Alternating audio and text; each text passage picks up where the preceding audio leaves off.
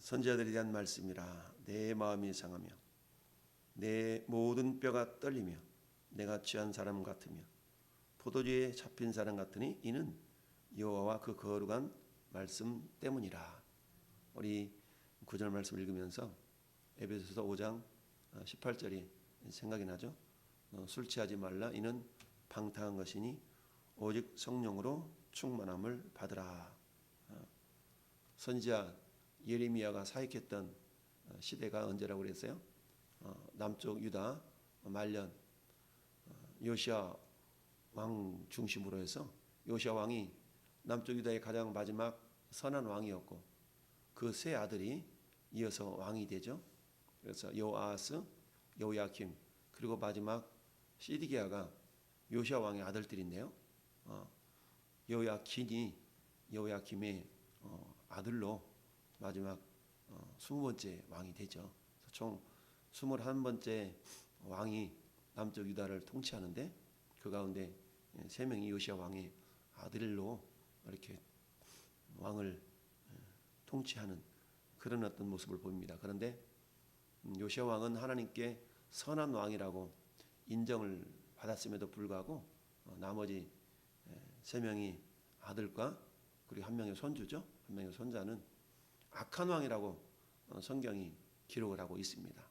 참 우리가 알 수 없는 아이러니한 그런 내용 중에 한 가지가 부모님이 아무리 믿음이 좋아도 자녀들의 신앙이 그렇게 좋지 않은 모습이 있을 수도 있고 또한 거꾸로 아무리 부모님의 신앙이 개차반이라 할지라도 또 자녀 신앙만큼은 또 출중하게 변화되는 그런 모습들이 또 성경을 통해서 우리에게 일러주고 있는 것을 봅니다. 어찌하든 그래서 구원이라는 것은 1대1의 관계이다라는 것을 다시 한번 점검해 보고요. 그래서 부모의 신앙이 아무리 좋아도 그 부모님 때문에 천국 가는 건 아니고 영향을 받을 수는 있지만 부모님의 신앙이 내 신앙을 보증해 주는 것은 아니다라는 것을 늘 우리는 생각해 봅니다. 따라서 우리 자녀들의 신앙이 제대로 설 수 있도록 늘 우리가 눈물과 기도로 정말 양육할 수밖에 없고 인도해 나갈 수밖에 없는 것이 오늘의 현실이지 않나 생각을 합니다. 예레미야 선지자가 오늘 9절 말씀에 내 마음이 상했다. 모든 뼈가 떨렸다. 그것이 마치 술 취한 사람같이 포도주에 사로잡힌 사람처럼 그렇게 떨렸다. 술 취하면 막 덜덜덜 움직이지 못하고 막 이런 모습을 표현하고 있죠. 마음도 상했고 막 뼈가 막 떨리기도 하고 술 취해서 막 움직이는 것처럼 그런 상태입니다. 그런데 그 원인을 이는 왜냐하면 여호와와 그 거룩한 말씀 때문이다. 하나님과 하나님의 말씀 때문에 내가 이렇게 정말 마치 술 취한 사람처럼 그랬다라는 얘기입니다. 자, 오늘 9절 말씀을 중심으로 해서 우리 말씀의 제목을 따라합시다. 예수 그리스도의 마음을 품으라. 예수 그리스도의 마음을 품으라. 그렇죠? 지금 예레미야 선지자는 우리 하나님의 마음을 가졌기 때문에 이와 같은 애통해하는 그런 심정을 토로할 수가 있는 것입니다. 그렇다면 여호와 그 거룩한 말씀이 어떤 내용이길래 그런가? 그건 곧바로 설명이 됩니다. 그것은 뭐예요? 11절, 12절의 말씀이죠. 여호와의 말씀이니라 선지자와 제사장이 다 뭐예요? 사악한지라. 선지자와 제사장이 다 사악해요. 무슨 말이에요? 요시야 왕 시대에 그야말로 종교 개혁을 통하여서 하나님의 어떤 선하심을 드러냈던 요시야 왕. 그러나 여전히 므낫세 왕의 영향으로 이미 남쪽 유다에 하나님이 유다를 향한 그 심판이 결국 서서히 이루어질 수밖에 없는 그런 영적인 모습이 나타나고 있는 것을 보여주고 있습니다. 여호와의 말씀이니라 선지자와 제사장이 다 사악했다. 여러분, 선지자와 제사장이 누구입니까? 백성들의 영적인 그리고 백성들의 삶을 하나님 보시기에 합당한 믿음의 모습으로 인도하고 이끌어 가야 될 지도자들인데 이 영적 지도자들이 사악했다라고 말하고 있죠. 그러니까 그 가르침을 받는 백성들은 자연스럽게 어때요? 사악해질 수밖에 없는 또 그런 어떤 악 영향을 끼치게 된다라는 얘기입니다. 심지어는 내가 내 집에서도 그들의 악을 발견하였노라. 여기서 내 집이라고 말하는 것은 뭡니까? 성전을 말씀하고 있죠. 그러니까 성전에서 하나님의 제사, 즉 하나님을 예배하기 위한 많은 사람들이 섬기는 장소가 성전인데요. 그 성전에서조차도 악을 발견하였노라 라고 말씀합니다. 이것은 뭐겠습니까? 오늘날 교회 지도자들이 목사를 중심으로 해서 목사, 장로 그리고 직분자들이 한마디 말하면 신앙이 모범이 되지 못하고 하나님 보실 때에 악한 그런 모습을 가지고 있다라는 것과 다를 바가 없죠.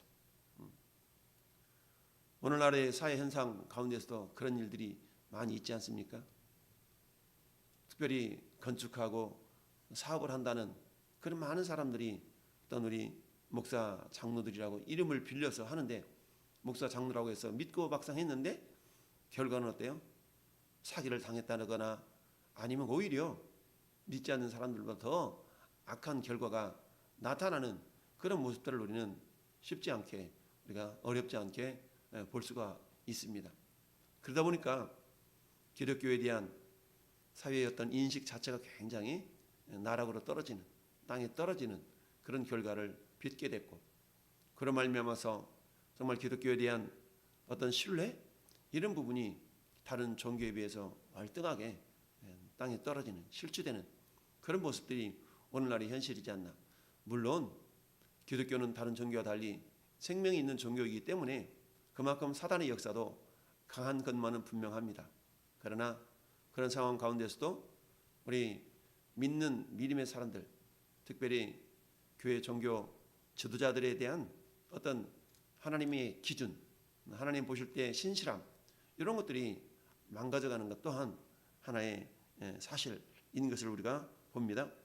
그런데 이러한 영적인 양상들이 예레미야 선지자가 사역했던 유다 말년에도 그대로 나타나고 있었다. 예레미야 선지자는 기울어져가는 즉 하나님의 심판이 다가오고 있는 그런 어떤 자기 백성들을 바라보면서 마음이 얼마나 안타까웠겠습니까? 그러니까 정말 오늘날 우리는 어때요? 우리는 과연 이런 마음을 품고 있는가?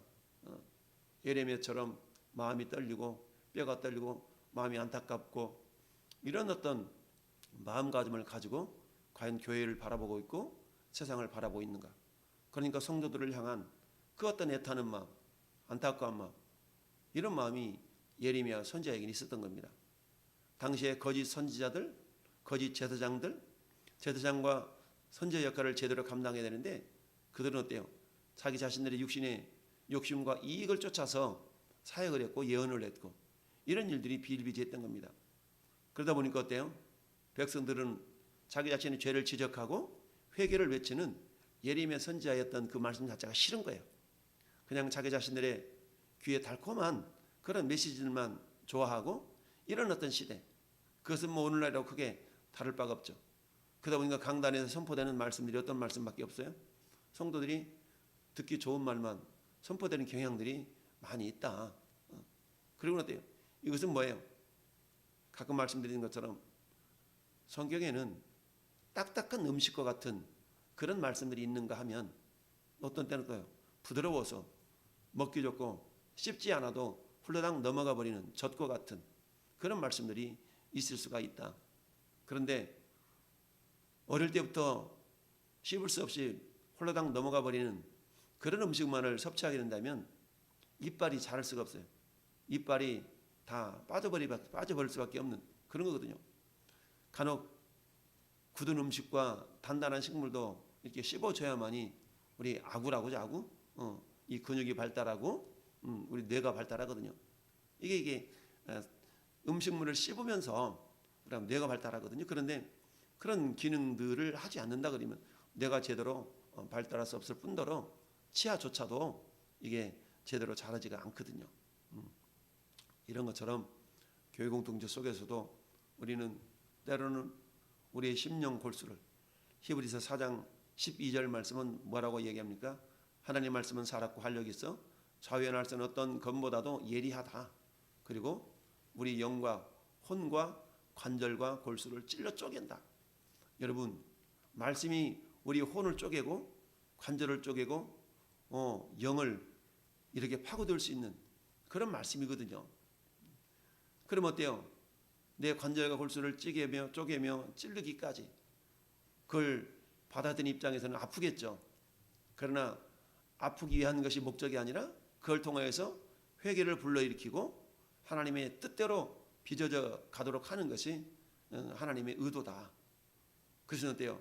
결국 그 모습을 통해 어제 말씀드렸던 것처럼 하나님의 영광을 나타내는 것이 인간의 존재 목적일진데, 하나님의 영광을 드러내는 것이 아니라 오히려 하나님의 영광은 막고 자기 자신들만, 자기 의로움만 드러내려고 하는 그런 어떤 모습들이 우리 하나님 보실 때 악하다라고 표현하고 있습니다. 그러면서 10절 말씀에 이 땅에 가늠하는 자가 가득하도다. 저주로 말미암아 땅이 슬퍼하며 광야의 초장들이 마르나니 그들의 행위가 악하고 힘쓰는 것이 정직하지 못하다. 힘쓰는 것이 악하고 정직하지 못하고 그리고 가늠하는 자가 가득하다. 여기서 가늠이라는 것은 육적인 가늠, 영적인 가늠을 다 포함하는 겁니다. 육적으로도 그야말로 물나는 것뿐만 아니라 영적인 가늠은 뭘 말해요?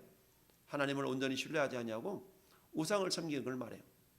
오늘날의 영적인 가늠은 뭡니까? 양다리 걸치는 것이에요. 양다리. 하나님도 믿고 세상도 믿고 이걸 우리는 성경에서 가늠이다 라고 표현합니다. 물론 육적인 가늠도 다 포함이 되겠죠. 이런 상황을 바라보는 우리 하나님의 마음이 얼마나 안타까웠겠는가 라는 것을 예레미야 선지자를 통하여서 대신 표현하고 있습니다. 여러분, 사도 바울이 옥중 서신이라고 일컫는 빌립보서를 통해서 빌립보 성도들에게 빌립보서 2장 5절에 그렇게 말씀하고 있죠. 너희 안에 이 마음을 품으라 곧 그리스도 예수의 마음이니 라고 말씀합니다. 우리가 어떤 마음을 품으라고요? 예수님의 마음을 품으라 라고 이야기합니다. 그리스도 예수의 마음이니, 도대체 예수님 마음이 뭐길래? 예수님은 근본 하나님의 본체이시지만 하나님과 동등됨을 취할 것으로 여기지 아니하시고 자기를 비워 종의 형체를 가지사 낮고 낮은 인간의 모습으로 오셔서 자기를 죽기까지 아버지 하나님께 복종시켰다. 즉 내 온대로 마옵시고 아버지 온대로 되기를 원하나이다 말씀하시면서 예수님의 삶은 철저하게 아버지여, 내가 아버지께서 하라고 하신 그 일을 이루어 아버지를 영화롭게 하였사오니 태초부터 우리가 함께 가졌던 그 영화로서 나도 영화롭게 하옵소서라고 요한복음 17장 4절 5절 우리가 어제 살펴본 말씀이 그 내용입니다.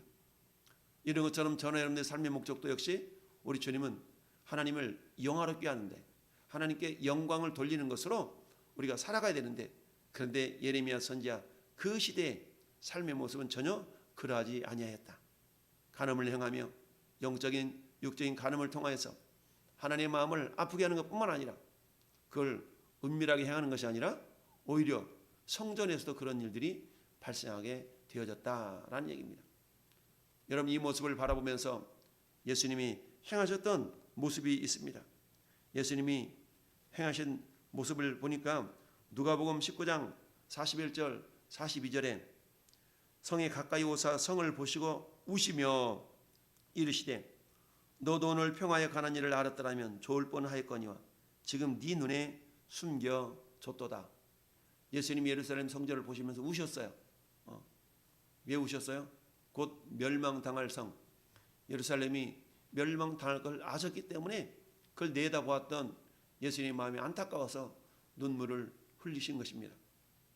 이런 것처럼 예레미야 마음 가운데 주님의 마음을 품었기 때문에 이제 곧 하나님의 심판이 임하여서 저 바벨론이라는 나라에 포로로 끌려가 칼에 찔려 죽임을 당해 이런 어떤 안타까운 것이 이제 가까운 미래에 당할 것을 바라보는 이 예레미야 선지자의 마음이 오죽이나 안타까웠겠습니까? 미래를 뻔히 알고 있는 하나님을 통하여서 그 메시지를 계속적으로 심판을 선포하고 예언하니까 백성들은 그 소리가 들어서 듣기 싫어서 예레미야를 그냥 붙잡고 예레미야 뺨을 치고 언제 하나님 그렇게 예언하더냐 막 이러면서 뺨을 때리면서 예레미야를 구덩이에 던져놓고 가두고 이런 일들이 있었잖아요. 그리고 막 묶어가지고 저 애굽으로 끌어갔다가 다시 돌아오고 이런 일들이 있었던 것을 성경은 말씀하고 있습니다. 그러다 보니까 하나님께서 어때요? 이제 이 남쪽 유다마저도 북쪽을 멸망시켰던 그 하나님의 진노가 남쪽 유다마저도 결국 임하게 될 것이다 라는 그 내용을 알았던 이 예레미야 선지자의 마음이 오죽이나 안타깝겠는가. 오늘도 주님은 그래서 전 여러분들을 향해서 너희 안에 이 마음을 품으라고 그리스도 예수의 마음이니. 그래서 오늘 말씀의 제목이 그리스도 예수의 마음을 품으라. 예수님의 마음. 우리 주님은 어때요? 모든 사람이 구원을 받으며 진리를 아는 데 이르기를 원하시느니라. 우리 주님은 내가 거룩하니 너희도 거룩하라 라고 말씀을 하십니다. 우리의 삶 자체가 거룩해지기를 원하셔요. 세상에 나가면 예수 믿는 사람이나 믿지 않는 사람이나 똑같은 모습으로 살아갔죠. 그러나 여러분, 외적인 모습은 똑같다 할지라도 그러나 행동 거지 하나하나가 뭔가 모르게 구별된 모습이 있어야 되겠죠. 우리 주님은 마태복음 5장 14절부터 18절까지 그렇게 말씀하시죠. 너희는 세상의 소금이라, 너희는 세상의 빛이라. 그 빛이 말 안에 있지 아니하고 등경 위에 두나니 동네가 그것을 숨기우지 못할 것이라. 너희 선한 행실을 사람들에게 나타내서 너희 아버지께 영광을 돌리게 하라 라고 말씀합니다. 너희는 너희가 하나님의 성전인 것과 하나님의 성령이 너희 안에 거하시는 것을 알지 못하느냐. 너희가 하나님의 성전이라는 거죠. 우리 마음 가운데 성령이 거처를 삼고 우리를 성전 삼으셨어요. 성전. 너희가 하나님의 성전이다. 구약시대 예수님 시대에 눈에 보여지는 물리적인 성전을 주님이 보여주시면서 그 성전을 거룩하게 하셨던 그 모습. 그런데 그 성전에서 죄의 악을 나타냈던, 죄악을 행했던 예레미야 시대의 선지자와 제사장들을 책망하는 그 메시지. 그런데 오늘날에는 우리 몸이 성전이거든요. 그러니까 어때요? 우리는 걸어다니는 성전인 거예요. 걸어다니는 성전. 그래서 우리가 신앙판에 있다 할지라도 그 신앙 속에 내가 성전이기 때문에 내 모습이 거룩해져야 된다. 구별되어야 된다는 얘기입니다. 할렐루야. 그래서 우리는 어때요? 우리의 육체 안에 거하시는 성령님, 우리를 육체를 성전으로 삼으시고 우리 안에 거하시는데 우리 안에 내면으로부터 외면까지 구별된 모습, 거룩한 모습, 영적으로 육적으로 우리가 구별되어져서 하나님이 우리 마음 가운데 거하시기에 불편함이 없도록 그런 어떤 거룩의 모습이 성전된 우리의 육체가 주님께 귀하게 쓰여질 수 있어야 됩니다.